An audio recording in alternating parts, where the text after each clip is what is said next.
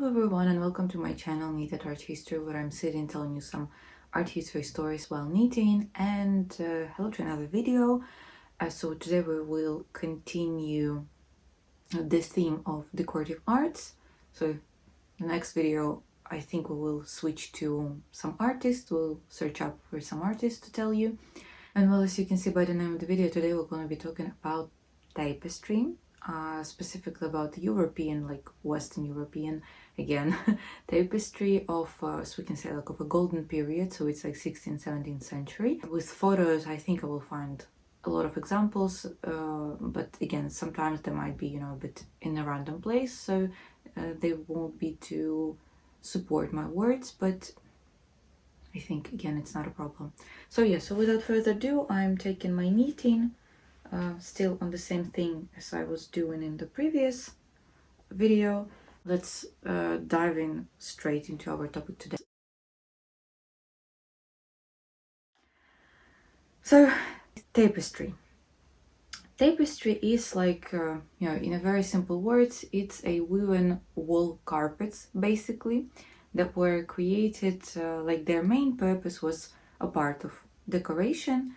It was also to hide the shadows, for example, the castles or something like that, because for the very long period of time it was a privilege of just a very rich people, because it's a very hard process and very long process to create this tapestry.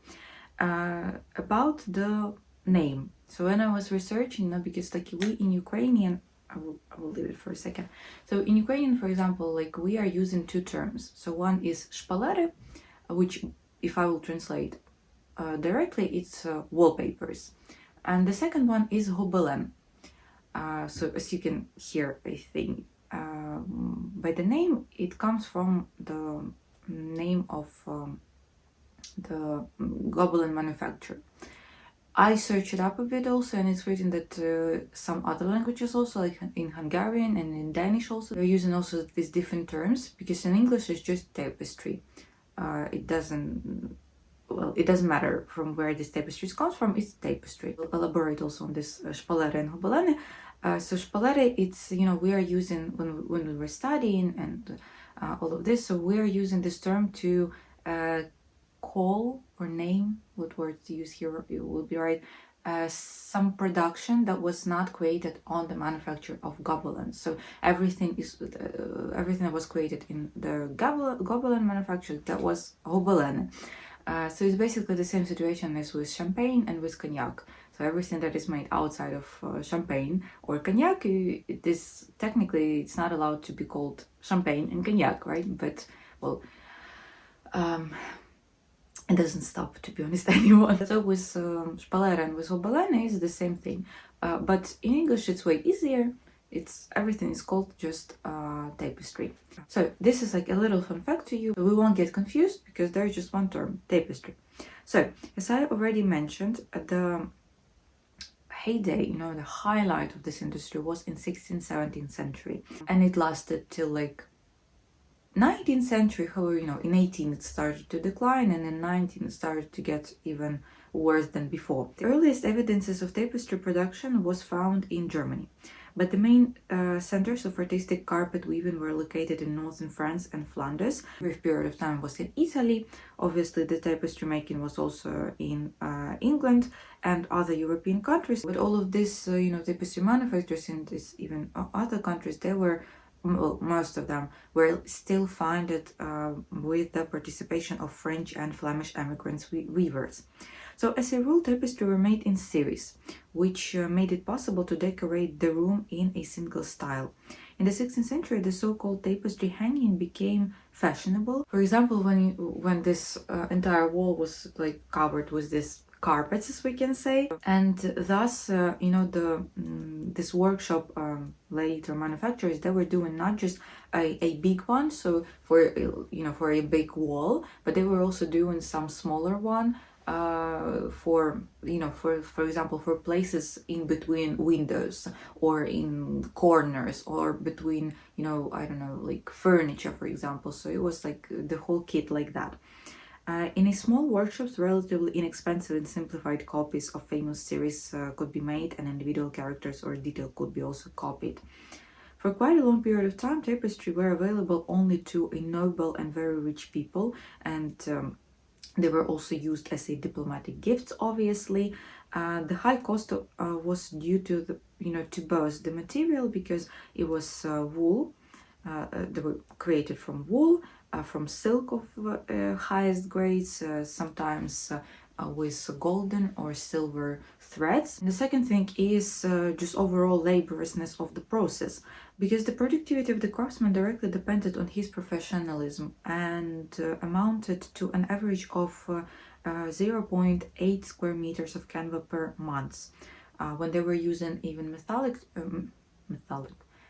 threads, so like this gilded one or silver one, the speed of the work, it was a little bit lower, so they were getting like 0.5 square meters, I'm sorry, per month. So during the production of, for example, of I don't know, of a piece of 3.5 on 5 meters, 3 weavers worked at the looms at the same time, and they needed more than 7 months of work.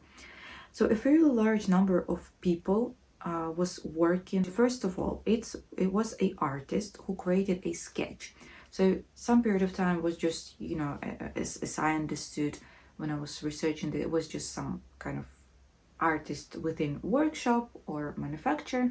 But sometimes, well, not sometimes, pretty often actually, they were using works of a very famous artist. For example, Rubens was doing tapestry sketches, like Nicolas Poussin was doing this, Raphael was doing that, who else, like Rogier van der Weyden was doing that, it was even earlier period, and etc. The second person, important person, it was, well, I found such a term as cartonnier. I don't know whether it is used in English or not, but well, at least in Ukrainian, when we're studying this, we're using this term, and French, obviously. So yes, the second person, it was cartonnier. Basically, was a man who was enlarging the sketch on the cotton board to its original, to original size of the tapestry. And throughout different periods of time, centuries, the importance of this person was also, on a different level. So sometimes at some period of point, Cartonnier was a very important guy, so they were on the same level with artists, we can say, and he had the say in some changes, so he could literally change some part of compositions without asking artists or manufacturer, or it was purely his decision, because he understood that, for example, that weavers, they won't be able to do that because it's too hard, or I don't know, maybe it's not interesting. At all this period of time, they didn't have any say at all, so they were basically just, mechanically copying the sketch and like enlarging it to the size of original tapestry piece. And obviously, the third group of people that worked, it was weavers, and a lot of them, and I will be mentioning about this in a bit. These cardboards could be hung on the wall of tapestry workshops, and they were created by artists either in their workshops or in special premises of them at the manufactory. In the 17th century, in order to bring tapestry closer to painting, cardboards began to be executed with oil paint on canvas, while earlier it was they were using mostly watercolor or ink. However, the technology of creation usually differed from the painting techniques, obviously. Small details were, not done very precisely. Figures were generalized, and the texture of stroke was more uniform. The main emphasis was placed on the contrast of color combinations, their brightness, and the transitions from one color to another. As for the yarn, the base of the wallpaper was made from undyed woolen or linen threads. Twisted woolen or silk threads, which were painted in various colors, were used for weaving. So the base was again wool or linen, and the whole work was done also from wool or from silk, or wool and silk also. The early wallpapers, well, not wallpapers themselves, so weavers were using up to, like, it was approximately 20 colors and their shades. But starting from the period of time of Louis XIV, this number got up to 79. So it was 79 colors and its shades. So very, a very big variety of colors. In terms of working with of yarn, the preference was always on wool, due to the fact that compared to other materials such as cotton, for example, it was soft and more flexible. The thinner the threads of the base were, the closer they were to each other, the more threads there were per centimeter. And as a result, the tapestry was turning out thinner and thus of a higher quality. Accordingly, the thicker the threads of the base were, the fewer threads were used for weaving. And in this case, you see the work of the weavers was way faster. However, the end result, the end product was not of a very good quality, as we can say. From the 15th century, threads with the addition of gold and other metals began to be used. These threads, it was twisted linen, it was silk also, and you will never guess, flexible ship gauze wrapped around a flattened gold or silver wire. In some territories, it was called Cypriot gold, and it was mostly common in Arras in France. Overall, it was, it was very beautiful because gold threads, they were adding some shine to wallpaper, and it was, it looked more, way more, it looked richer, not more, just richer, right? But at the end of the day, this is most of the time it was the thing that led to destruction of this piece of the tapestry, because when some castles were robbed or something like this, obviously all these people that were coming to this tapestry and they were trying to cut out or pull out these threads with gold. So at the end of the day, tapestry was destroyed. And just overall, because it's metal, oxidation is going on, and also it can lose its color, and thus the whole composition of the tapestry, the color of the tapestry is being lost forever. So the use of this gold and silver threads, it was, I think it was so thin, so it was just for pure amusement maybe, but it was not good for preservation of a certain piece of a certain series of tapestry. Also, two types of machinery of looms were used for this tapestry. So if the base of the machine was located in a vertical plane, then such loom was called haute lisse. And if the base was located in a horizontal plane, it was called basse lisse. However, interestingly, you see, after the weavers were ending the piece of tapestry, it's very hard to tell the difference between both techniques, as we can say, both looms. So the only thing how we can say for sure that it was made in basse lisse or haute lisse loom is if we have the preserved cardboard, the preserved sketch. So if it's so if tapestry was made on haute lisse loom, tapestry will repeat the cardboard directly, and if it was created on basse lisse loom, it was the tapestry would be mirrored from the sketch, from the cardboard. Tapestry workshops often worked under the patronage of the monarch or some representatives of the highest nobility and created customized products. However, there were also independent workshops that sold their products to everyone who could afford it. There were some of this type of workshops in Brussels, for example. There were also a certain hierarchy of weavers at a large manufacturer, so that I was mentioning. There was not just one group of weavers that was working. The most skillful weavers, they were making faces. After that, there were weavers that were creating figures. After that, there were weavers who were working on landscapes. Another group of weavers who were working on architectural buildings, architectural structures and etc. And there were completely another group of masters, of craftsmen who were creating the borders. So a very large number of people were working on one piece. And the length of the work of a tapestry piece directly obviously affected the length of a weaver's working day. So for example, we know that in Brussels, they were working for 12 and a half hours, in the summertime, and they were working 8 hours in the winter time. In Paris, for example, there were no difference. They were working the whole year round for 12 hours a day. Each tapestry manufacturer had its own specifics in production technology and usually tried to preserve. In the 16th century, for example, in Oudenarde, East Flanders, Belgium, we will be talking about this cities and their manufacturers in a bit. An immigrant weaver could receive actually a severe punishment with confiscation of property if he was given up some secrets. So, again, same thing is almost everywhere. Like, for example, it was like this also on Murano Island, where Murano glass was created. So it's in Italy, Venice. Some of the masters there also, they needed to keep secrets, and if they were not keeping secret, they could actually even lose their lives, not just their property or something. But there were also things like this. There were also the property could be confiscated there on Murano. So nothing new here. But obviously, the everything is, the world goes on.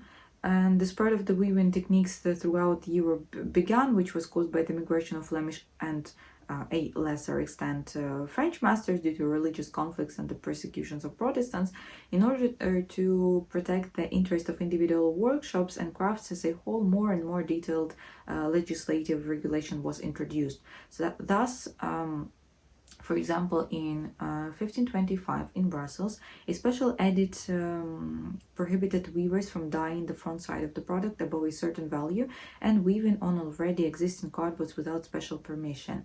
Since 1828, in Brussels again, it was mandatory to place a stamp containing the name of the city and the workshop on the tapestry.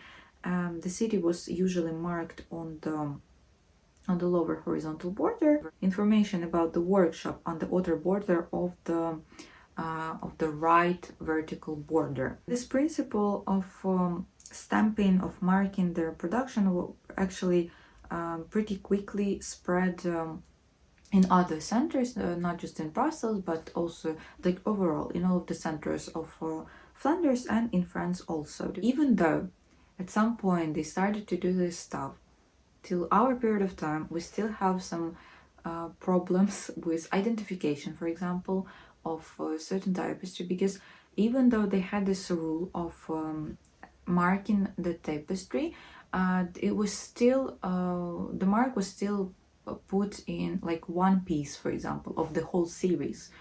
Why? I don't know. It doesn't make really any sense. But the end of the day, it is what it is. And the second problem is that because the stamps was mainly on the borders, not on the main part of the tapestry, I mean at the back, right? Borders were very often they were cut off. Again, for certain reasons, when someone were rebuying maybe some type of tapestry and it was too big for the walls, they were cutting off the borders. Or just overall the borders tend to be destroyed sandstone maybe a bit more often than the main piece of the tapestry. So so it's often we were losing these parts where this stamps were, and these marks were. So still at the end of the day, we still have problems with this, with identification and what and where. So yeah. Also, interestingly, tapestry weavers, they were not allowed to dye the wool themselves. The quality of wool used in the manufactures of tapestry and numbers of warp threads were clearly defined by regulations. Workshops owners were prohibited from selling ready-made tapestry directly in workshops. This could only be done through sales representatives and in certain locations. So, for example, you see like the prices were also fixed and the prices were different. So, for example, you were not allowed to sell some tapestry that was created in different cities from like southern Netherlands by the price of like Brussels one, for example. About borders also. Borders were almost never made in early tapestries, but in the 16th century it begins to evolve into a complex form and does not just frame the tapestry, but actually becomes part of it. In the tapestry of the 16th century, the borders has its influence on the development of the general plot of the tapestry. Often on borders they depicted different plant animals like grotesque elements and etc.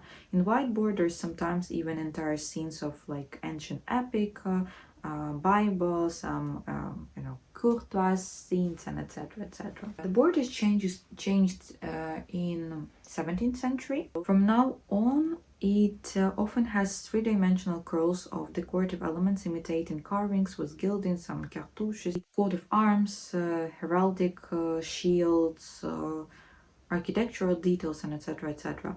Now the borders is designed to simulate three-dimensional shapes in order to convincingly connect the image of the tapestry with the real world of us viewers. By the end of 18th century, it got back a bit, and these borders, they basically became like these gilded frames of some paintings. Throughout this period of time, the centuries, the centers of where the best tapestry was created, they also changed. For example, in 14th century, Paris and Arras, they were on the same level. It was like the best tapestry was created there. In 15th century, then Arras became the center not just in France but just overall in Western Europe. It was like the best ones were made, they were created there. And Tournai also became a center of tapestry production. In 16th century, like the end of 15th century, 16th century, the first place got to Brussels, to Antwerp, and to Oudenarde. And for this brief period of time, Italy became also the first place. So such cities as Ferrara and Florence, they were also on top of tapestry production. However, in the 17th century and 18th century, again, the first place got back to France, and it was the royal manufactory in Paris and also the manufactory in Beauvais. Until the end of 18th century, Flemish and French remained the best among all European manufacturers. It is also characteristic that each center specialized in in one technique of weaving. So as I mentioned, it haute lisse and basse lisse. So haute lisse was preferred in Paris, in Arras, in Brugge, in Tournai, and basse lisse was preferred in Brussels and Oudenarde. From the 15th century, Brussels became the largest center of tapestry production, like end of 15th century, I'm sorry. It is here that they began to make tapestry based on the cardboards of famous artists. Flemish weavers were looking for ways to approach the possibility of painting, although they possessed a rather modest palette of primarily colors. So it was just 6 of them. It was like yellow, it was blue, 2 shades of red, some beige, and also gray. And I mean, there was these primarily colors, and obviously they're shades. And they were also, then combining the threads among themselves to create like even more shades. Brussels tapestry is characterized by this, complex, multi-figured compositions, where the main characters of the plot that was shown on the tapestry, they fill the entire field of this carpet. The costumes corresponded to the fashion of the time, regardless of chronology of the depicted plot. A variety of herbs and flowers in the foreground, and most often the events of ancient myths, of stories of ancient history. Old Testament also, they were like the main subjects of this tapestry. And one of the most famous master, he was a cartonnier, who worked in Brussels, was Bernard van Orley, and he brought some Italian, like tradition of Italian art to Flemish tapestry, because he himself was studying in Rome at some point. At the beginning of the 16th century, Pope Leo X, he commissioned to Raphael to sketch some sketches for the tapestry for the Sistine chapels. The tapestries, they were woven in Brussels in the workshop of Peter van Alst by the cardboards of Bernard van Orley. So this tapestry, they are now exhibited in Raphael Hall in Vatican Pinacoteca under the glass. So Van Orley, he was then at the head of a large Brussels cardboard workshop, which employed many specialists, and he was the court painter of the daughter of Maximilian I and Mary of Burgundy, Archduchess Margaret of Austria. was the ruler of Netherlands. Before, the master was involved in the commissions that was engaged in tapestries on the theme of Battle of Pavia, and so one of his most famous works is Battle of Pavia, the tapestry. So this is a cycle of 7 tapestry made of wool, silk, and some gilded and gold and silver threads. They are, so it's, well, pretty massive tapestry. They are like 8-9 meters wide and like approximately like 4.3 or like 4.5 meters high. And this series was created between 1528 and 1531. This tapestry were presented to Charles Phipps by the States General of Holland on March 2nd, 1831 in his Brussels palace. Initially, they were part of the Habsburg Imperial collection, and until the end of the 19th century became the property of the heirs of Fernando Francesco d'Avalos, Marquis de Pescara, Condottiere. He was Spanish general, viceroy of Sicily, because he was himself one of the heroes of this battle. And at the end of the 19th century, the tapestry were included in the collection of Capodimonte National Museum in Naples. And this large scale, so this cardboard, they were created for this tapestry by Bernard van Orley. They now are housed in Louvre. Another famous work of Bernard is the series of 1831-33 Hunting of Emperor Maximilian.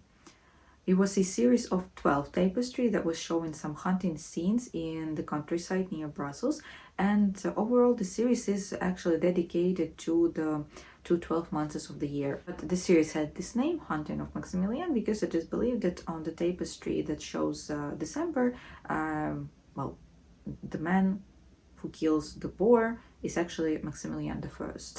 And all of the tapestries belong to Mazarin, and then belong to Louis XIV. In the second half of 16th century, tapestry began to gain popularity, the main component of which was a woven evergreen garden, which was harmoniously complemented by images of birds, of some animals, park, architectural structures, some characters on a walk, and etc. etc. Those type of tapestry with such type of, this tapestry with such type of subject on them, they were called verdure. One of the masters, the most famous with this verdure, it was Willem Pannemakers. He was the chief of the Brussels workshop and one of the first to work in these genres. So Flemish verdures of the middle of the 16th century distinguishes this impeccable compositional skills, the sophistications of color, thorough processing of details also. These forest landscapes are full of harmonious balance, and this balance, as we can say, it's sometimes destroyed in, for example, in the scenes of some battles between some animals. Sometimes it could be real animals, so like leopard and bear, for example, and sometimes it was, fight of some dragon with a panther, for example, something like that. So the landscape in verdure was built according to the, stage principles, we can say. Well, basically the same as it was already this period of time in the paintings. So sort of when you are somewhere in the, I don't know, in a park somewhere, you're looking at some landscape, you can clearly see, right, that the objects that are near us, they have more contrast, they're more vivid, they are more of this earthly colors. When you're looking a bit further, they begin to be a little bit more faded and more this greenish colors. And when you are looking way somewhere to the horizon, right, they became this completely foggy and in more of this bluish grayish colors. So this is the thing I was talking about this in actually my first video here on the channel about Jan van Eyck. So if you're interested, I was explaining some of the techniques that he was using and overall just artists were using, and that it was in that period of time that it finally, artists started to understand how the perspective works, and seeing that because previous to that, why I'm mentioning this, previous to that, a lot of paintings, there were a lot of painter and artists that were actually doing the reverse stuff. You know, so the objects that were near the viewer, they were doing this more foggy and gloomy, and the objects that were further, they were doing more in this earthly colors again, of this brownish colors, and more vivid and more contrast. Why, I don't know, but well, at some point they understood they were maybe, you know, some artists were just standing looking and be like, well, it doesn't work like that. Why are we painting like that? So, you know, science also at some point. So yeah, so they were doing, sorry, getting distracted here. So they were doing in tapestry, they were doing the same things now at this point. Ideal architecture in such verdures, as a rule, had as a prototype buildings made in the style of the artist and printmaker Hans de Vries. Another large center in Flanders was the city Oudenaarde, that was mentioned already. So the raw materials here were not of such a quality as in Brussels, but still, the production was enormous, and it was still a very good pieces. The first mention of the manufacture in Oudenaarde in general date back to 1368. But the golden age of this manufacture is precisely the 16th century, when most of the city's population was working on textile manufactories. The work of this period are distinguished by their high quality and subject variety. So it was some religious images, some historical, mythological, antique, biblical, and etc. etc. Since 1544. All of the Oudenaarde manufacturers, they have been obligated to put signs on the borders of the wallpapers indicating their artists. Here in Oudenaarde, they were also actually creating tapestry by the sketches of a very famous artist. So tapestry by the sketches of Rubens, for example, of Jacob Jordans, David Teniers, and etc. They were making this tapestry in series. The middle number was like 6 tapestries in a series, which were called rooms because they had to decorate the entire space of the room. Logically, the images were distinguished by the complexity of the decor of the composition and a large number of very precise details. Borders on the wallpapers began to be made in 1800s, and each weaver himself developed the design of the border, which was the same for all tapestries within a certain series. In most cases, borders were woven simultaneously with the main part of the tapestry, but sometimes they were made separately and they were just sewn on. In the 17th century, Oudenaarde, they started to specialize more in creation of verdures. The case was so successful actually that the name verdure became synonymous to tapestry from Oudenaarde.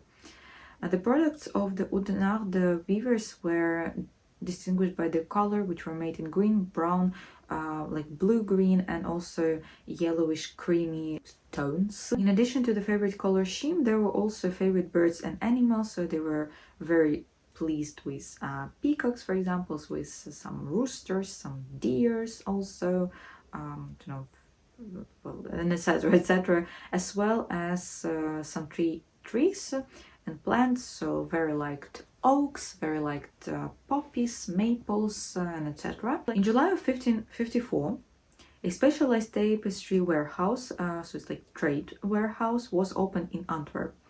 At this market, which was open every day, the products of the workshop of Brussels, of Eegheim, Oudenaarde, Antwerp, and other cities was they were presented and they were exhibited there. Here, the commissioners could accept orders for the production of new wallpapers based on the models of the cardboards that were again exhibited in these trade pavilions. The famous decree of Charles V from 1544 determined the leading role of Antwerp as a tapestry trading market and also regulated the term of sales and the size of the commissions of tapestry traders. The scale of trade in of these items of such luxury was actually very impressive. Thus, for example, in the first year of opening of this tapestry warehouse, 4 tons of paintings and approximately 70,000 yards or 69 like 69,500 meters were sold just in 1 year. And all of this was mostly sent from Antwerp to Spain and to Portugal. At the end of the 16th century, due to mass persecutions of the Huguenots, the factories of Brussels began to decline.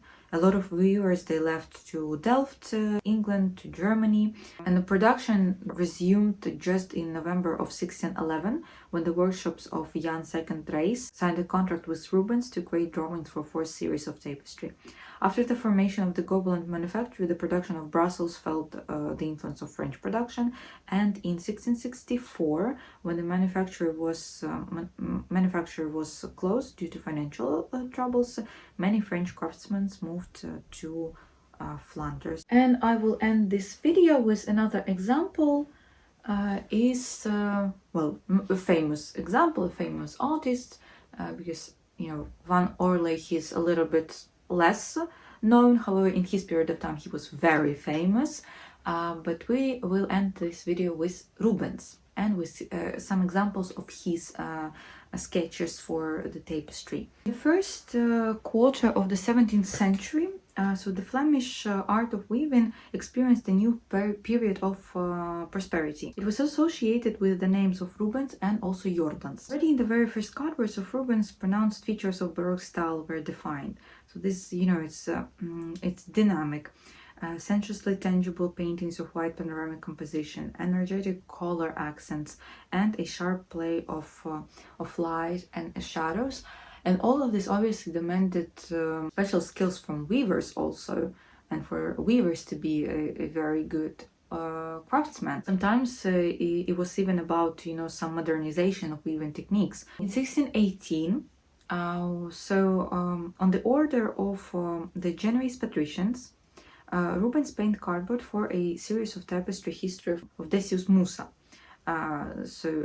This Musa, he was a military leader who saved Rome at the cost of his own life. Already in this, you see in this cardboard, a completely new type of tapestry with pronounced features of Baroque style is defined. The composition is more decorative and more monumental. Even though you see, like Raphael's composition also were pretty monumental, right? But the difference here was that the Rubens one, this Baroque one, they were like more movement and there were more expression in these compositions also. They are more decorative due to accents of dense colors, and wide borders made a large garlands of flower, fruits, some hunting trophies, and etc., which, due to the flexible plasticity of the forms, resembled sculptural friezes sometimes. Another famous series is the story of Constantine. There was this series that shows, like various scenes from a life of a Roman Emperor Constantine the Great.